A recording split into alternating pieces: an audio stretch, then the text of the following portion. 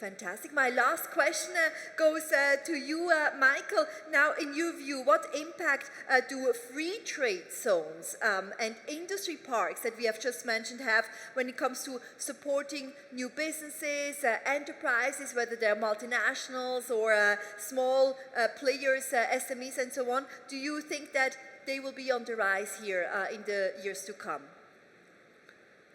Yeah, I think globally that's definitely the experience in a way. Free trade zones kind of will really, in another way, right, encourage the cluster, right, of kind of similar kind of companies in a sense of getting together, in a more efficient way, more, yeah. So that's kind of in Saudi. I think here, I think in the MENA area in general, I think we will be see more and more this kind of free trade zones things to happens, right, and then to get more, right, similar industry clusters, and then just getting more and more that's kind of increase in size and getting more the critical mass, right, to getting a very sizable kind of specialized zones. Eventually, that will be booming. I think that's what my observation, my opinion. Yeah.